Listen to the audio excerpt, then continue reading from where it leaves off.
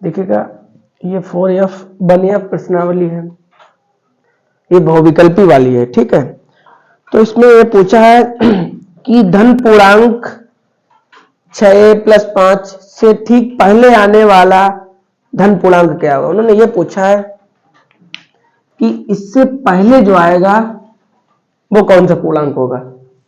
ठीक है, तो देखिएगा केवल यहां से देखिए आप, इससे पहले आने वाला, इससे पहले क्या आएगा, यही तो इससे पहले आएगा, क्योंकि भाई यहां से देखिए आप 4 ही आएगा ना, उससे पहले तब 5 आएगा। ठीक, पहले 4 आएगा उसके बाद 5 आएगा ना, तो 6 को लिखो ऐसे लिखा दीजिए, तो 4 और 5 तो इसके वाले ये वाले में आप टिक लगा दीजिएगा। ठीक है, हो गया आपका। ठीक है, दूसरा वाला उन्होंने दूसरे वाले में पूछा है कि पहले लिख ली तब हम क्वेश्चन लिख दें।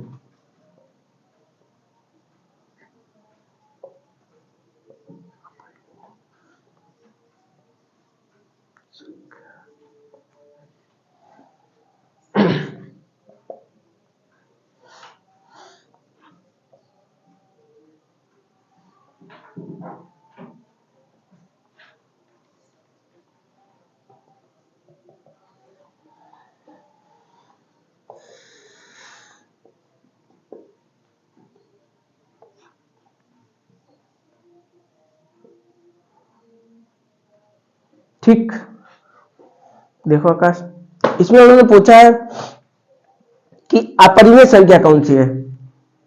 अपरिमेय तो भाई तो ये तो पी अपान क्यू के रूप में परिमेय है, ये अपरिमेय है। ठीक है, ये भी आपकी परिमेय हो जाएगी, ये भी परिमेय हो जाएगी, क्योंकि 16 4 का होता है, तो पी अपान क्यू के बाद तो केवल आप इस वाली पे टिक लगा दीजिएगा। ठीक है, हो गया।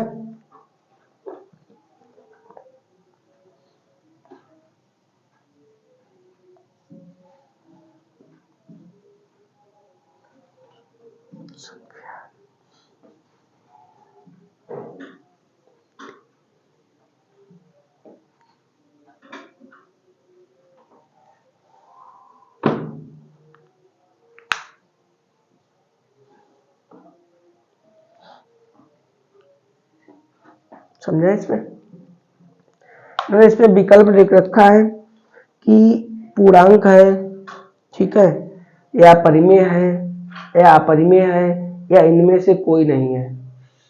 ठीक, तो ये तो पी अपान क्यू के रूप में लिखी नहीं जा सकती है।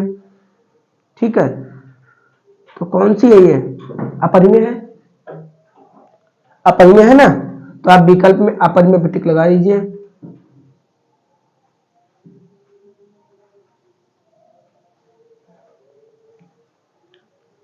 ठीक है, आगे बढ़े।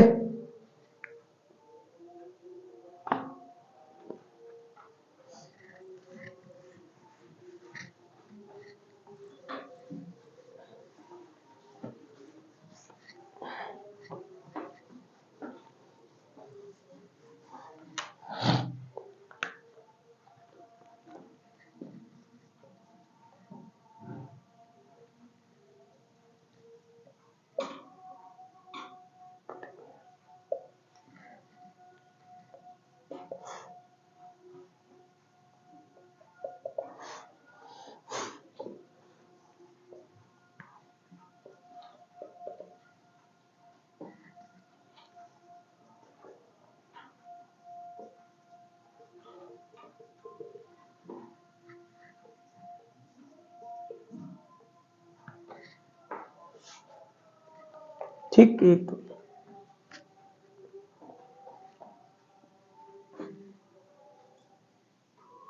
ठीक है, इसमें उन्होंने केवल परिमेय पूछा था आपसे। ठीक है आकाश, इसमें उन्होंने परिमेय पूछा कि परिमेय कौन सी, तो बस आपकी परिमेय कौन सी है। ठीक, यही तो परिमेय है, बाद बाकी तो सारी अपरिमेय है। 6 नंबर वाले में देखिए क्या है।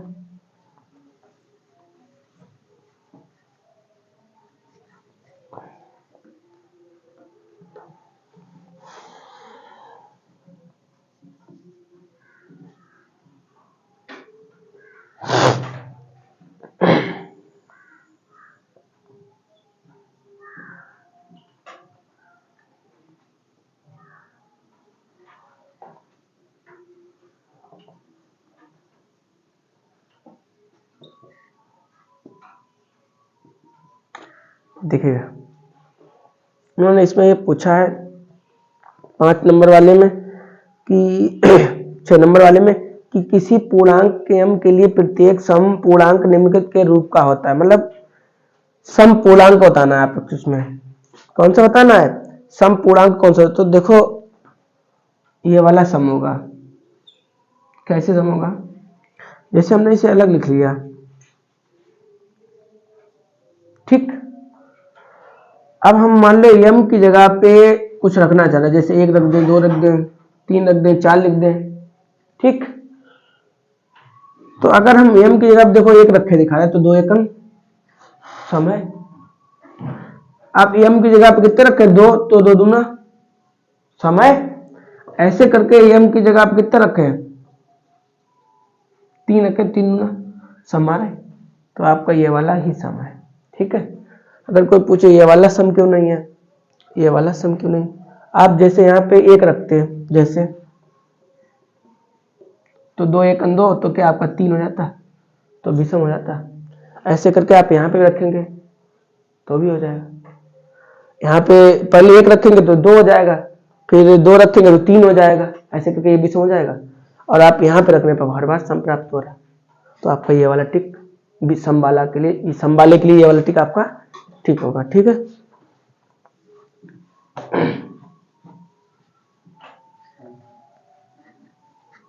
सात नंबर वाले में पूछा है कि किसी पूर्णांक q के लिए प्रत्येक विषम पूर्णांक है, विषम पूर्णांक कौन सा है, ठीक है।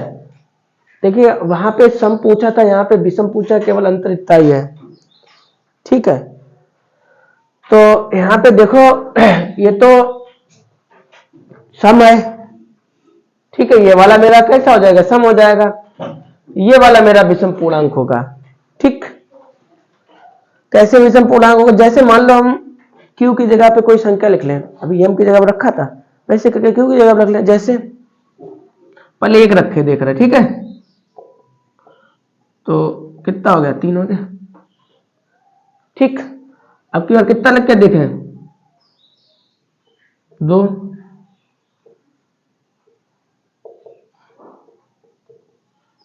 5 है विषम। तो आप इस वाले पे टिक लगा लीजिए, लास्ट वाले पे, ठीक है। अगले वाले में पूछा है संख्या n स्क्वायर -1, 8 से विभाज्य है, तो n है, n क्या है, ठीक है।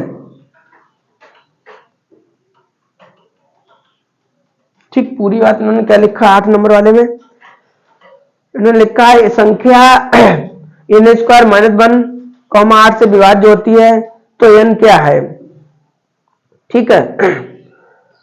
8 मतलब पूर्णांक होगी, या प्रकट संख्या होगी, या विषम संख्या होगी, या सम संख्या होगी, ठीक है। तो इसमें पहले हम क्या कर रहे हैं कि इसकी जगह पे कुछ लिख के देख रहे हैं, ठीक। जैसे यहाँ पे हम 1 रख के देख रहे हैं, 2 रख के देखेंगे, तो यहाँ पे रख के दिखा, ऊपर वाला तो हो गया, ऊपर वाला मिटा ले दे रहा है,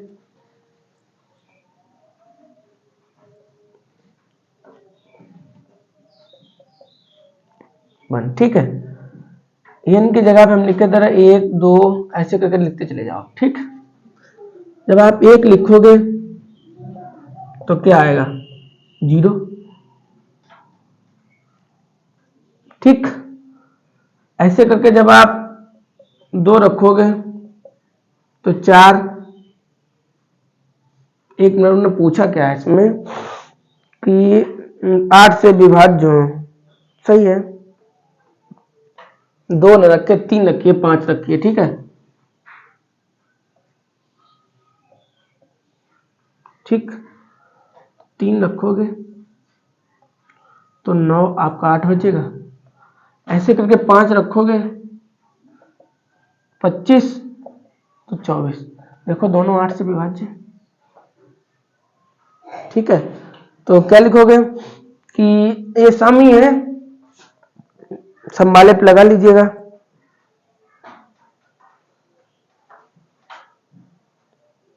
नहीं इस पे लगाइएगा, देखिएगा विषम पे लगेगा। कैसे लगेगा देखो, हमने जो यहाँ पे पूर्णांक लिए वो तो विषमी लिए, तो कौन से वाला पे जाएगा, विषम संख्या है, ठीक है। ये मतलब जो यहाँ पे है ये कैसी संख्या है, 8 से विभाज्य तो है लेकिन ये है तो विषम, ठीक। क्योंकि भाई मेरी देखो यहाँ पे विषमी तो ली हमने, तो इस वाले पे लगाइएगा आप, 3rd नंबर वाले पे, ठीक है।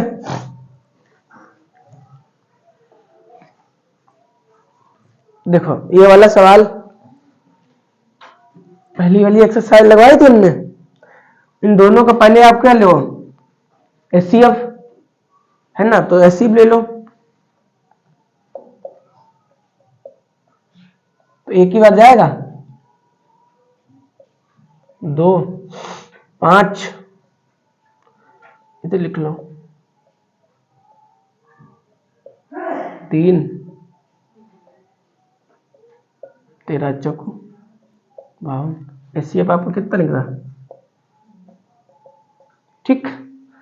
उन्होंने इसमें यही बात पूछी थी कि यदि 65 और 17 के HCF, ठीक है, तो HCF आप मेरा दोनों को निकल आया। HCF को 65m - 17 के रूप में व्यक्त किया जाता है, तो m का मान क्या होगा, 4 होगा, 2 होगा, 1 होगा, 3 होगा। तो इसमें हम क्या कर रहे हैं कि इसको ऐसे लिख लो, HCF,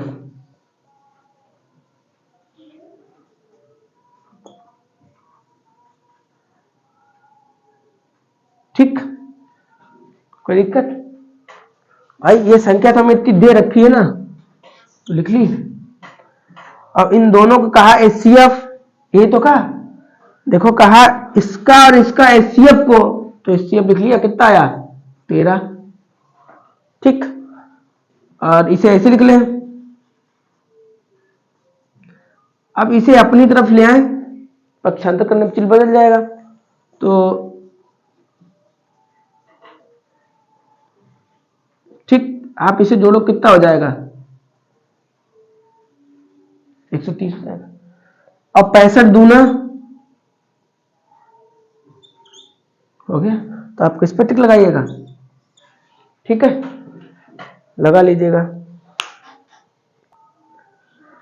इस 10 नंबर में पूछा है कि वह सबसे बड़ी संख्या जिससे 70 तथा 125 को विभाजित करने पर क्रमशः शेषफल 5 और 8 प्राप्त होता है। ये बात यहां पे भी हमने लिख दी, तो आप पहले क्या करो, ये 70 लिख लो और 125 लिख लो, ठीक। देखो पहली वाली संख्या लिख ली और दूसरी वाली संख्या लिख ली। यहां पे पहले कितना दिया गया है 5, और दोबारा कितना दिया गया है 8। देखो पहले 5 दिया था, इससे घटा दिया, और दूसरा वाला इससे घटा दिया हमने, ठीक। इससे आप घटाओ, कितना बचेगा, ठीक, यही तो बचेगा। अब उन्होंने इस पे पूछा है कि हाँ, प्राप्त क्या आपको, मतलब मासा, वही मासा HCF कितना प्राप्त होगा, HCF के लिए क्या करो, वही भाग कर दो, ठीक। आप भाग कर दो, आपको निकल आएगा। जैसे एक कितने बार जाएगा, अभी किया था एक ही बार तो गया था,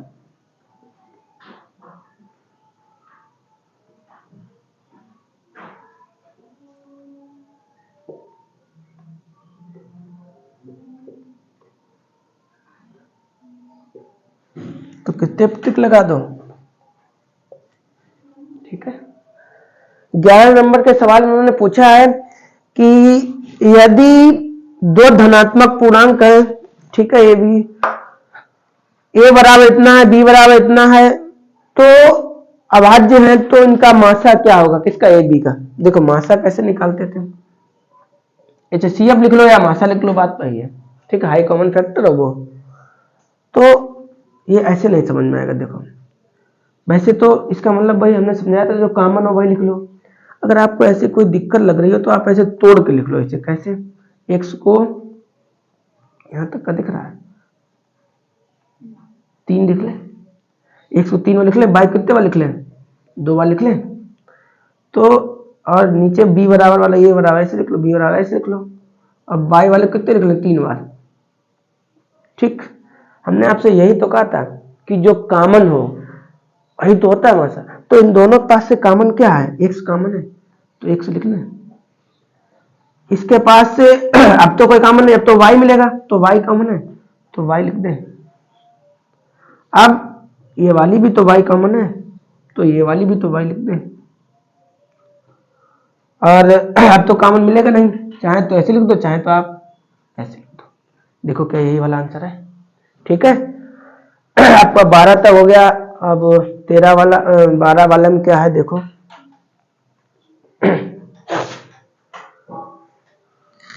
आकार देखो ना, ने 12 नंबर वाले सवाल में लासा पूछो है। 12 नंबर वाले सवाल में क्या पूछो है, लासा पूछो। तो कैसे लिख रही हो, लिखा जा रहा है, ठीक है।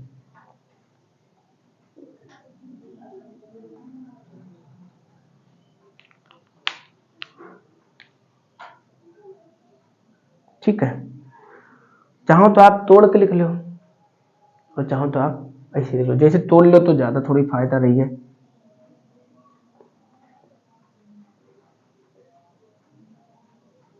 ठीक है, आपको क्या निकालने हैं, ठीक। तो हमने आपको लासा बताई, जो कॉमन मिले वो भी लिखो, जो कॉमन ना मिले वो भी लिखो। जैसे तो ए कॉमन मिल लो, ये लिख लें।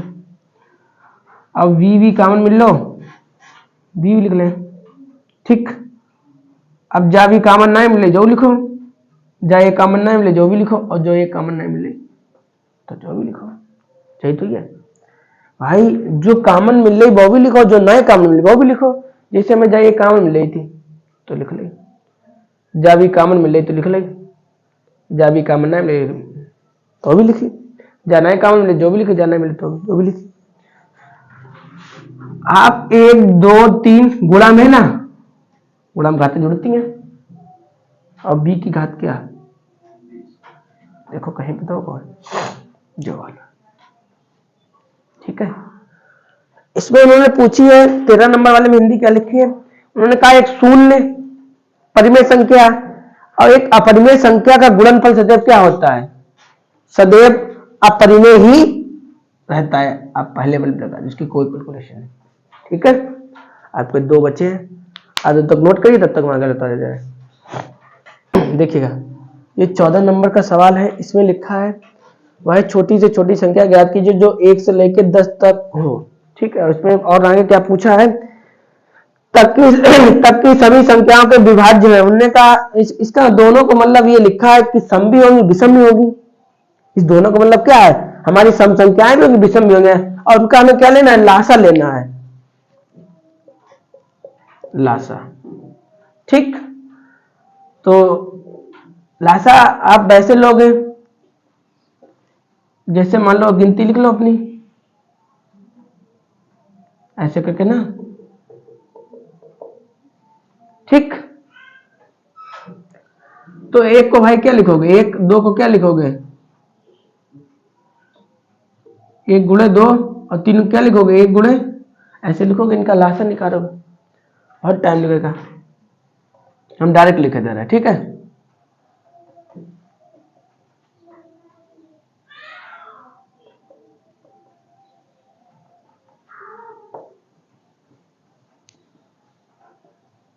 ठीक है, इनका गुणा करोगे 10, इतना आपको प्राप्त होगा। देखो इतना कहीं पे दे रहा है विकल्प में, 25 नहीं, 25 इधर है, 20 इधर है, किताब में दिया है इतना, विकल्प में दिया है। कितने नंबर दिया है, 4 नंबर पर, ठीक है। 4 नंबर वाले में टिक लगा लेना। देखो ये हम समझा दे रहे हैं, अगर आपकी इच्छा हो ऐसे डायरेक्ट ना करने की, ऐसे देखो आप 1 लिखो, 2 लिखो, 3 लिखो, 4 लिखो, ऐसे सब लिख लेना, ठीक। 1 को आप ऐसे तो लिख सकते हैं, आप 2 को ऐसे तो लिख सकते हैं, 3 को आप ऐसे तो लिख सकते हैं, और 4 को तो आप ऐसे लिख सकते हैं। आप इन सबका क्या लेंगे, लासा, और लासा में आपको पता है सब लिखा जाता है, तो आप इन सब का गुणा करोगे तो कितना आएगा, 25 और 20 आएगा। ऐसे किया जाएगा, 2 1 2, ठीक है, 6 और 24, ऐसे करते जाइए, चले जाइए, तो आपको क्या आएगा, ठीक है। अगले वाले में 15 नंबर में पूछा है कि परिमेय संख्या का दशमलव प्रसार कितने स्थानों के बाद समाप्त होगा, मतलब जब आप इसका इसमें भाग देंगे, जब आप इसका इसमें भाग देंगे तो कितने बार आपको आगे 0 0 लगाना पड़ेगा ऐसे करके, ठीक है। तो कितने स्थानों के बाद लगाना, 4 तक आप इसका भाग देकर ट्राई कर लेना। आप जब इसका इसमें भाग करेंगे तो 4 बार दशमलव हो जाएगा, ठीक है। 4 स्थानों के बाद इसका दशमलव कैसा हो जाएगा, शांत, ठीक। बस आपकी प्रश्नावली खत्म हो गई।